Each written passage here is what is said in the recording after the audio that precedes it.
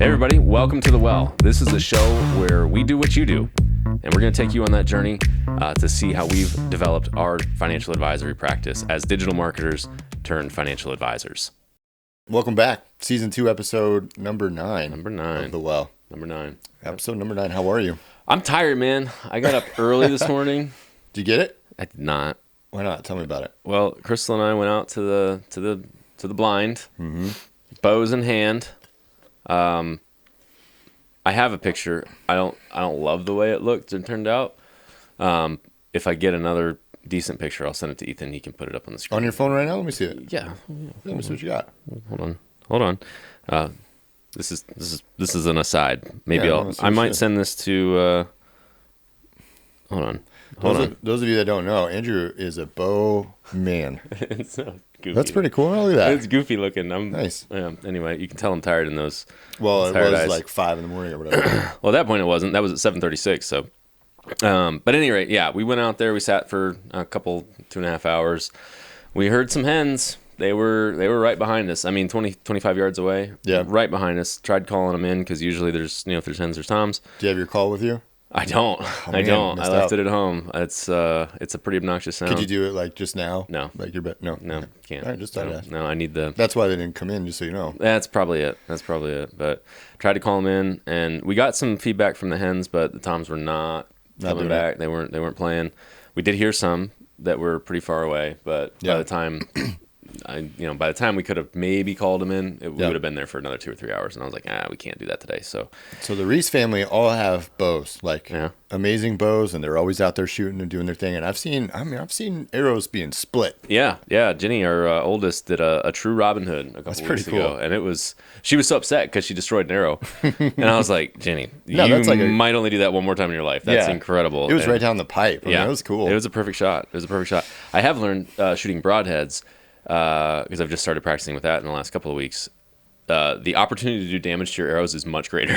Oh, yeah. Crystal shot off a couple of her veins, the fletchings on the arrow, the other day, and she's like, oh, shoot. And I'm like, well, you're shooting groups, but you're tearing up your arrows. So part of it. Yeah, it's part of it. It's, as my brother says, it gets kind of expensive when you start breaking arrows. As does every hobby ever. Yeah. Because every arrow's $12. If you got to replace veins, that's not a huge deal.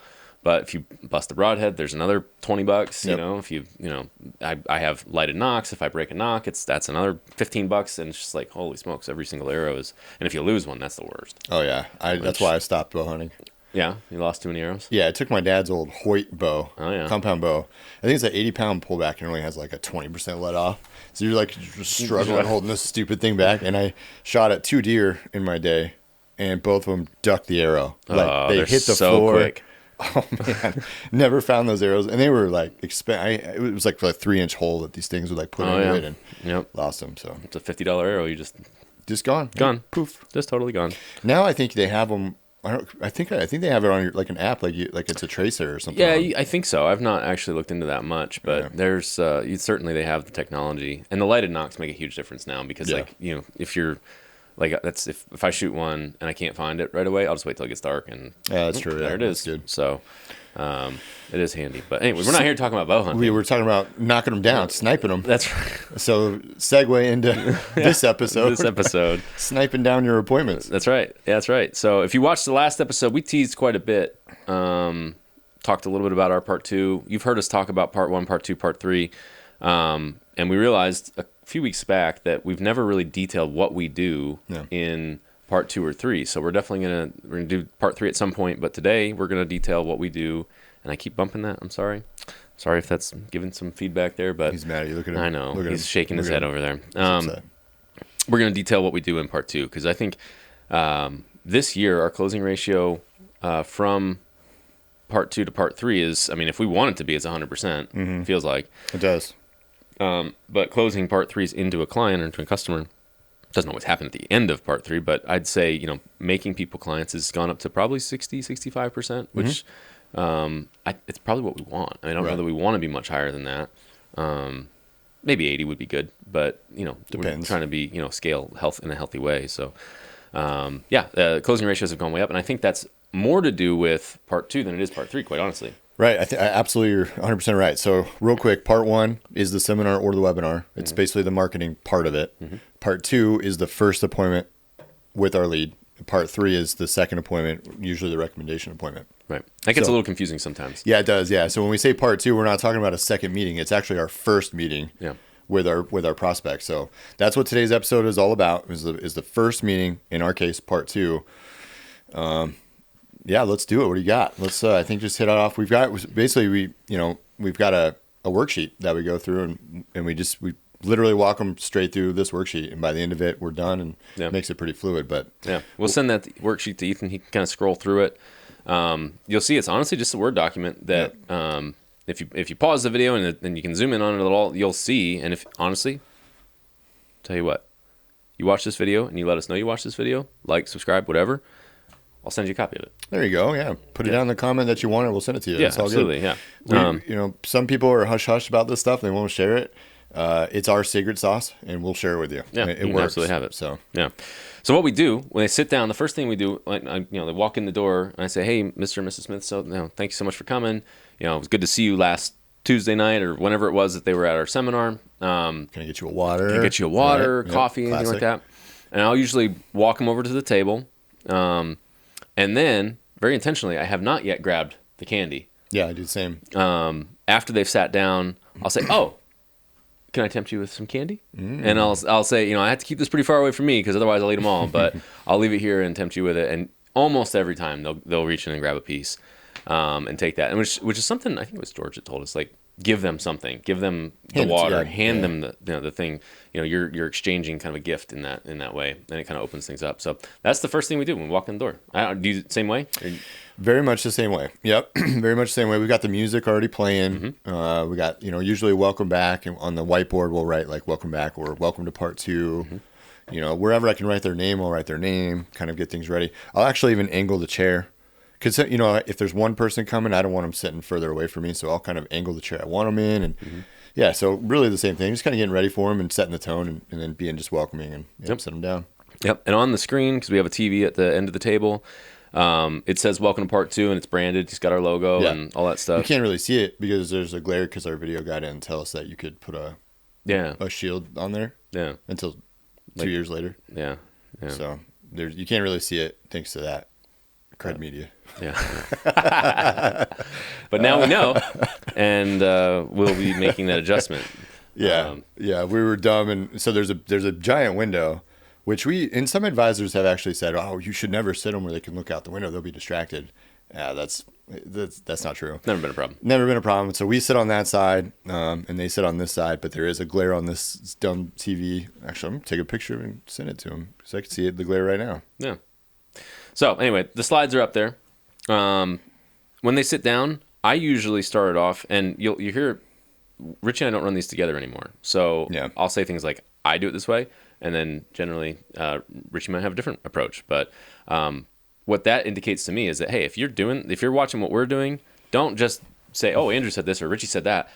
Do it your way. Take the kind of the nuggets that we share and make them a part of your process. Adopt these things. It's what I've always said about like scripts for videos, like or calls. Like, don't just read the script that I gave you. Make it your own. Like, don't use your voice. Use your what you're comfortable saying. Right. But these are guardrails to stay within. This is best practices, so to speak. But so what I'll do after they've sat down, I've offered them the water, I've offered them the candy. I'll say, and they'll almost always look at the screen because there's something on there. I'll say, "Hey, we'll get to that in just a second. But before we jump in, wait, is anything specific on your mind? Is there anything you're concerned about that you saw at the seminar you're hoping that we cover today?" And usually they'll give me a couple of little quick answers at that point. Is that same experience? Yep. I don't think I have anything else to offer that. Just pleasantries. What's on your mind? How have you been? Is there anything? Yeah, exactly right. And then I say, pretty quickly, I try to get through those slides, and I almost always say for compliance, we need to go through these because I don't want it to. Sometimes they come in and they start sliding over their financial statement. They just start all the things that are on their mind, and I'll say, "Okay, yeah, absolutely, we're gonna get to all of this. I got to get through these slides real quick." And we both know it's important that we show them that because we need to reaffirm our process. Yeah. We need to set the tone on what to expect, because in the next meeting, it's a recommendations meeting. I need them to know that. So I need to go through those slides real quick. And they're really, it's what I like five or six. It's like, yeah, it's honestly slides they've already seen. They've already seen them at the seminar. Yep. Yeah. We work in a 3-part process, part 1, part 2, part 3. You're in part 2 right now. It's just that. And then we'll put our team up there again so they can see who all it is. And, and then that's really it. And then we say, okay, so now we got that out of the way. Let's work on you. This is all about you now. Yep. Yeah. So very similar process for me. I do the same thing. Like, and I'll go back to this later, the people that slide the stuff across. But yeah, same exact thing. Go through that pretty quick. I mean, I just fly through like, oh, you just saw this, last week, whatever. So we're not going to spend a ton of time on it, but just want to remind you, this is who the team is. This is our process. This is what you're going to get in part 3. Yep. If we get to that point. And it's at that point that I asked the question that we talked about in the last episode. I don't really ask. I make the statement. Yep. Like, this is all about you. We're going to get to know you. By the end of this meeting, based on what you share with me today, I will know whether or not we'll be able to help you. Just go back and listen to that again. Yeah. That one tip is such a huge, there's nothing wild, crazy, like, oh my gosh, I can't believe you thought of that. But it is a tip that I promise you will help you through this part 2. It just, we're all, if you're in this business, you've got some salesmanship. You have to, or you'll never close any business. So, but this makes it so much easier, because when you have these moments and these types of questions and these types of statements, and they're saying yes, like they're deciding yes. There's no point in I'm saying, I want to sell you this thing. Do you agree? That comes later, obviously with going through everything, but this is them mentally saying, okay, yeah, that makes sense to me. I want to move forward. Yeah. It just pre-frames the whole appointment when you do it that way. So now you're not going to feel so salesy at the end when you actually ask them to do something. Yeah. So after we get through that process, we basically just ask them what's on their mind. Yeah. We ask them to kind of give us what their top concerns are. And I don't do it every time, but after they answer that question, because they usually throw out a couple of things. Oh, I'm thinking about retiring in 2 years, or, my mom, lived to be 95 and, I'm worried that I'm going to run out of money, stuff like that. I'll typically follow up if I feel like they're not being super open with me. Anything else? And I just bite my tongue and wait for them to respond. And I feel like that sometimes generates some really good feedback. Sometimes I don't get much. And they're like, no, I think that's it. Okay, all right, great. Right. Moving along. Constantly ask them anything else in your mind. One thing you do really good that I actually learned kind of from you, because in the beginning, we did all of our appointments together. I have a tendency to not go question by question in that form. You, at least maybe you've changed it now, but what I remember is you do kind of basically 1, 2, 3, 4, 5, 6. You work through it. And for me, I would kind of skip boom, boom, boom, boom. But then I would finish the appointment and I didn't answer like 4 or 5 questions.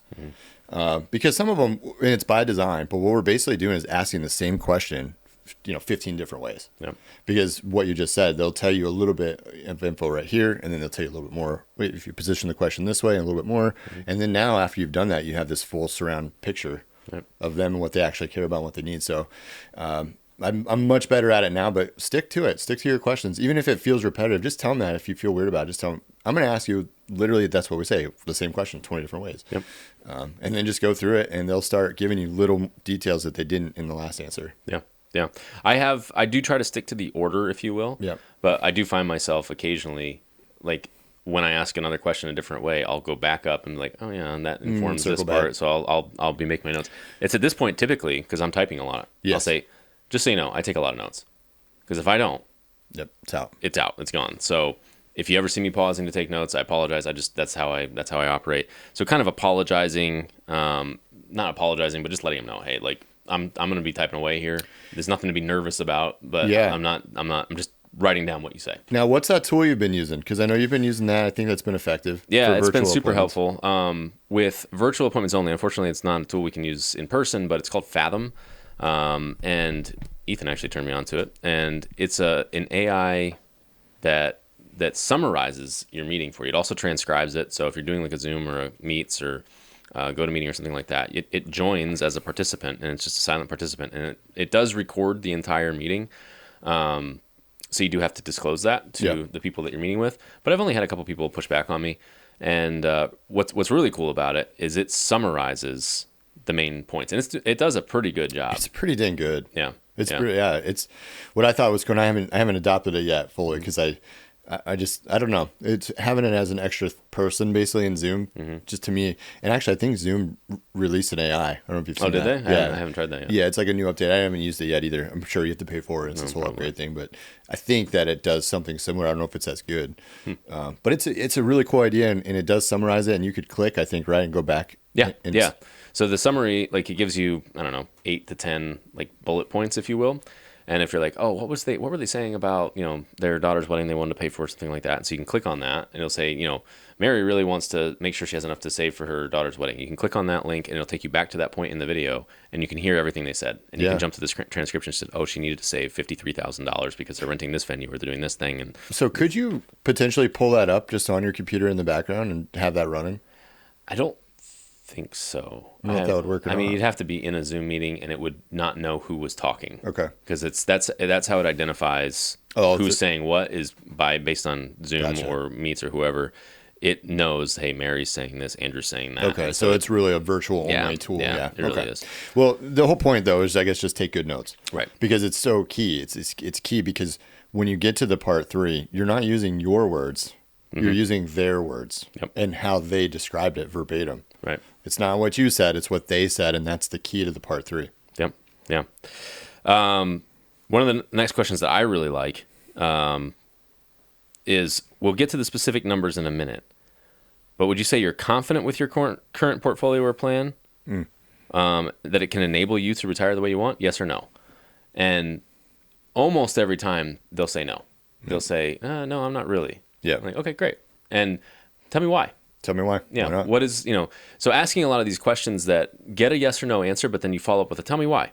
Yep. Ask them to give you that reason, because if they just say no, okay, moving right along, like that doesn't really help us much. Yep. If they say, well, the guy I'm working with now, he never calls me. He doesn't tell me what's going on with my portfolio. I looked at my statement last month and I lost, $2,000 or whatever. And I just don't understand why. Or, I think maybe, I shouldn't be doing this or that, or the other, but I'm not hearing any feedback or whatever. So they'll start just kind of giving you the ammunition that you need and the objections that you need to handle. Hey, this person really cares about communication. Right. We need to make sure that if they become a client, they get those constant communications, or you need to illustrate for them, this is the kind of communication you're going to get from us down the road. So I love that question because it also frames up, hey, we'll get to the specific numbers in a minute. Yep. Like, we're not talking about that right now. We'll tell them that. Yeah, we're not. Yeah, we'll do that later. Yep. Let's do this first. Yeah, this is a great segue into the point that I made in the last episode of the people that show up and they just start giving you their statements. I've had it multiple times where they come in and they just start sliding papers across the table to me. And like, well, I've got this in Social Security, I've got this in my pension, I got this, I got this, I got this, I got this. I'm like, whoa. And I'll actually push it back now and say, hey, we'll get to that in a minute. We'll get to the numbers. They are what they are, but this is all about you. I need to know who you are. Richy said it in the seminar. If I just start collecting information from you, I don't know who you are. I can't give you advice. Yeah. I have a fiduciary obligation to understand your goals and objectives, and we will look at the numbers. We have to, right? I can't do the math without the numbers, but it's more important to me to get through this part of the process first, to understand who you are, and go from there. And most of the time, they'll, okay, sounds good, and they'll pull everything back, and they'll put it back in their folder, and we'll carry on. But my point what I realized when we were talking about in the last episode, the people that insist and they keep pushing, we don't close those people. Those are the people that seem like they're turning it into a transactional type thing. And they just want answers about their positions. They don't want me to get to know them. Yeah, that's a good note. I think that's probably stands true on my side too. Yeah. And the other thing is, this is your appointment. Like, this is your business. You're the one that has done this hundreds, thousands of times, whatever it is. Mm-hmm. So I think they respect that. They don't know what's going on. Like, they're just kind of coming in and shuffling things around. They don't. This isn't their thing. This is your thing. Yeah. So I think what I've noticed too is when they come in like that, and then I take the power back and I say, okay, hold on, we'll get to that. That's important, but I want to get to know you first. That's the most important thing. And when I put it back on my side of the table, I get the power back in the conversation, and I can take them through the process. So really own your appointment, I think, is kind of that question. Yeah. My favorite question on this thing, I mean, we'll show, like you said, we have this doc out. You guys can see it. What's on your mind? Anything else? Are you still working? What's the weight at the seminar? In terms of investing, do you consider yourself moderate, aggressive? There's some questions like that.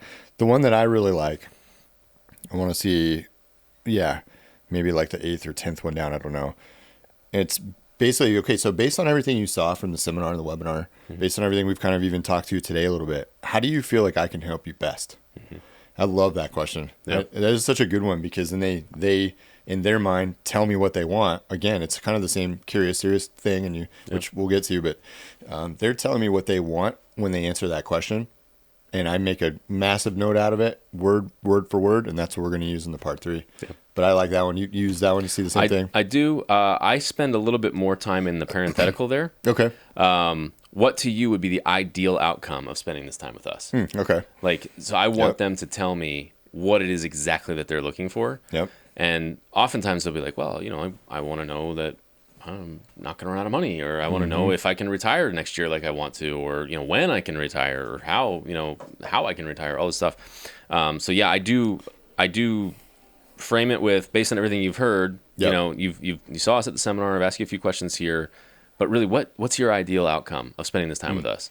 And they like, I'd make a massive note, whatever they say, and that right. I write it down, because that's when we get into part 3, we'll talk about this, but we boil everything that we get in this document into 4 to 7 bullet points, and usually 1 or 2 of them come from that answer. Yeah, I would agree with that. Yep. Those are both those, the last 2 we discussed, those are very meaty answers, and those are key those are clutch. Yep. And then it's just kind of the boilerplate. I like that. Are there any tangible goals question? You want to travel, RV, those types of things. How's your health, longevity, house paid off, emergency fund. I don't often ask the emergency fund. I mean, I do. Not really how we have it worded here, personally. I always ask about the emergency fund, and what I do is I just say, do you keep an emergency fund on hand, in case you lose your job or you become disabled or something like that? And they'll almost always say yes. I'm like, okay, the first piece of advice I'm going to give you is you need to have at least 6 months of an emergency fund. Either they do or they don't. And so you can say, based on what you just told me, that should be your number 1 priority right now, is get that emergency fund built up to 6 months. When you retire, I'd love it if you had 12 months of expenses in an emergency fund. Okay. We are big believers in keeping enough liquid in your portfolio to make sure you can cover your bills for 12 months, whatever.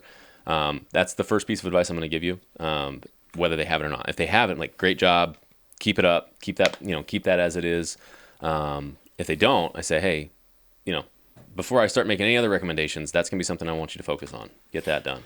Yeah, and I would say this is a little bit of a differentiator between us and some of the folks listening. Excuse me. Is I don't give any indications in this meeting at all on that stuff. And in fact, I try to, in this meeting, as much as I can, I try to only talk when I'm asking the question. And I really try and not give them any feedback. I mean, I'll be relatable, obviously, and those types of things, but I don't go into any teaching in this one necessarily. I don't go even that. I wouldn't call it a recommendation. That's more of a, but I don't even necessarily go to that level. I really, in this thing, I want them to talk 90 and I'm 10, and I try and do my best to do that. Almost like a therapist is kind of how I see it. I'm over there sitting in my couch and they're laying down, and I'm asking them the questions and just writing it down, and just asking them the questions and writing it down. Yeah. Yeah. But I know there's different styles. So I don't think there's any right or wrong there. It's really who are you? How do what do you like to do? And so you just know that about yourself and structure the meeting that way. But just an interesting point. Yeah. We already talked about the serious and curious, but it's at this point kind of where we do ask that serious and curious. If you are curious as to what I'm talking about there, go back to the last episode and we dive into the serious and curious thing in pretty great detail. And after we get past that, this is probably my favorite question, just because it really does open up kind of the dreaming side of it. What does financial freedom mean to you? Yeah. We'll get answers all over the map with that. Oh yeah. The most common one is, well, I just want to make sure I can pay my bills. Yeah, just want to have enough money. I want the same quality of life. I want whatever. Yeah, but I love it when and I'll actually kind of couch it this way to try to elicit this kind of response. I'll say, this is one of my favorite questions because it helps me understand what your dreams are. We all have goals, we all have objectives and things like that, but what are you dreaming about? What does financial freedom mean to you? Yep. And sometimes I'll even say, I think I know what you're going to say, because they've already told me a bunch of stuff. And sometimes I'm right, sometimes I'm wrong. Yeah. But I love that question because it, occasionally we have somebody that just gives a really quick flippant answer. We have one guy, I don't remember his name. I knew you were going to say that because it stands out in my head too. He said... This was when we were running appointments together back in the day. What did he say? I want to have joy or something like that. Yeah, I just want to be joyful, I think was his answer. I just want to be joyful. And I was just like, man, solid. Yeah, because I remember he was an engineer, I think. Mm-hmm. And so we asked him the question, and we just kind of sat in quiet for like 5. You could tell he was thinking and stirring, and I just want to be joyful. Yeah. And we're like, wow, that was very deep and fantastic advice. Yeah. It was probably, that one sticks out to me for sure. Yeah. The other one, and I alluded to in the last episode that I had recently, is I want to bless people. Mm-hmm. And that, like, I love those kinds of responses. Of course, people want to pay their bills, right? I get that. But when people have that kind of like emotional, like, I want to be joyful, or I want to bless people, or I want to, make sure that my kids have a lasting legacy, or something, something like that that's more emotional than just, I want to pay my bills. Yeah. Because remember also, this is an interview. We're interviewing them to see if we want them to be a client. Right. Back in the day, we'll take anybody who would give anything. You know what I mean? It's like, we'll help you. But we don't need that now. And if you're listening and you've had your business started, you probably don't need that now. You don't want every client. So this is an interview. It's just as much as getting to know them. Mm-hmm. And so those questions I think are good, like personality questions of, am I going to like working with them? Mm-hmm. Those are good indicators there too. Yep. The next one is an important one. If you're doing fixed index annuities, which obviously we do, it's a part of what we do. We frame up for us to know which path to go down.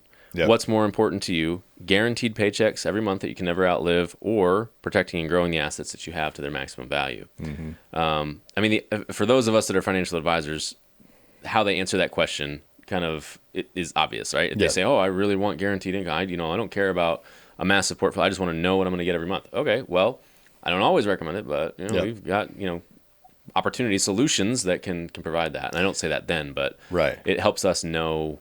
It definitely does what direction to go. And also, it's kind of funny because you'll ask them like, "Are you what kind of investor are you? Moderate, conservative, aggressive?" They'll be like, "Oh, I'm aggressive." But then on this one, they answer, "I need guaranteed paychecks." Right. It's like, okay, so they need help. Like they need our direction and our authority almost to say this is what you need. Right. Because they don't know. They've heard 10 different things and they think 10 different things are good, and it's your job to center them. Right. And that's a good question that gets that as well. Yep. Same with this next one, actually. Yeah. It's really the same. And I think we probably say something similar. When I get to these two, I say, okay, I've asked all the questions about you. I've got a couple more that are more just sort of like, what's the word I use? I'm dropping it. I say personality. Personality. Okay. It's probably, I'm dropping. I want to say theoretical. It's definitely not that though. It'll come to me, but I'll say, is there anything else like that I need to know about you though before I ask these? Anything else like your personality, your goals, your family, anything else that I missed that you want me to know? I'll say that before those two, and then I'll go to those two because I think those transition well into the next part where it's all the details. Mm-hmm. But this next question was, what's more? What is it? What is the pain of losing money greater, or is the pleasure of winning money greater? Mm-hmm. And they go, good question. They think over it. But those two questions, I think, translate really well into now. Let's just get into kind of transactional, like household details. Mm-hmm. So I don't know if you do any different. That's how I transition. Almost exactly how I do it. Yeah, it's exactly how I do it as well. It's interesting. When I get asked that question, I usually get that, it depends. Yeah. It's, if we're talking like $10 here, then, I don't care about losing that. But if we're talking about $100,000, that's a much bigger deal. Right. So it also will tell you a little bit more about their appetite for loss. And as we're getting more into the financial advisory space with the AUM and the 65 and all that, like that is a strong indicator to us. Like, hey, how are you, what's their appetite for risk? And, they can tell us they're moderate or conservative or aggressive. But if they say, I love to take risks, I love to swing for the fences. All right, well, maybe we have to structure that into your portfolio a little bit. Yeah. Or they're like, no, I can't sleep at night if I lose. All right, well, we definitely need to structure that into your portfolio a little bit. So. Yep. So then from there we move on to household details. Yep. And I really, some of this we've typically already have because we ask them to fill out like a pre-questionnaire coming into this appointment. Mm-hmm. We used to say you can do it if you want. Now we say it's how you confirm your appointment with us. So typically when they come in, we'll know married status, we'll know, residence, if they're retired. I think we asked her date of birth on there. Mm-hmm, we do. Yeah. So just real basics, but we'll fill it in here. So really what I'll do is I'll just confirm right here. And they'll say yes, yes, yes. And really that's what I want them to say is a bunch of yeses. Right. So I'll say, all right, so you're a resident of Indiana? Yes. All right. You're retired? Yes. Yep. So I have them confirm and get those there. Yep. Yeah, I do the exact same thing.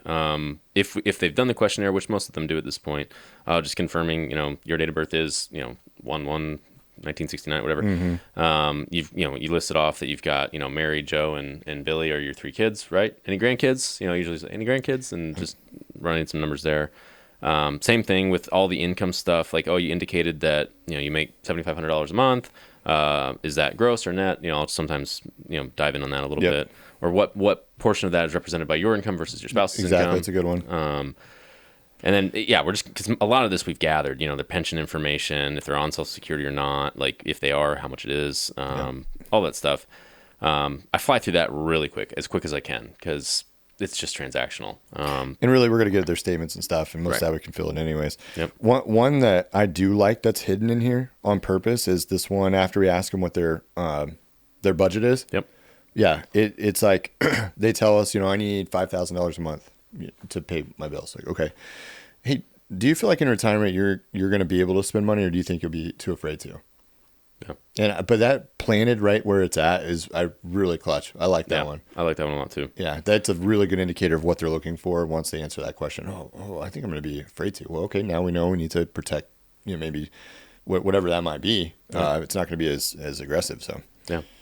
I like that question a lot. And usually it's informed by some of the other questions that we've had. So we're taking the transactional section and still peppering in a little bit of personality stuff and, giving them a little heads up. But the rest of this, I mean, like salary, Social Security, the assets, I mean, those are just straightforward. Yep. Do you own any annuities? Do you own any, retirement plans, 401ks, IRAs, things like that, the values? Did you bring your statements with you? Yeah. That's where we get. We gather the statements at that point. And then we transition to a risk tolerance quiz. Yep. We're in flux on what that looks like right now, but essentially we take them through a risk tolerance quiz, and we jot down the score, whatever they get, 0 to 100. All the risk tolerance quizzes give us a score 0 to 100. Right. And obviously we use that to inform what we're going to do in part 3. It's getting hot in Indiana. It is. I'm just saying, I can feel that humidity coming. Here we go. It's getting warm. It's only in April. I know. So yeah, I mean, then that's when we wrap it up with these last 2 questions. These are critical, I think, for making sure you don't waste your time with somebody that's not going to work with you. Yeah, the first one I don't ask. I don't think hardly ever. Mm-hmm. Just because I feel like I know already. But I don't know. Do you ask that one? It depends. It depends on the appointment. It's the question is, do you feel comfortable making a decision on your own, or is there another person that you typically consult? Mm-hmm. The reason that's there is, like, if husband comes in without his wife, or wife without her husband, or maybe they've got a friend that they rely on. And a few times recently I've had that where it's like, well, I talked to my son's father-in-law, and like, he gave me a recommendation on this account or that account. I'm like, okay, so I know that's an objection I have to deal with.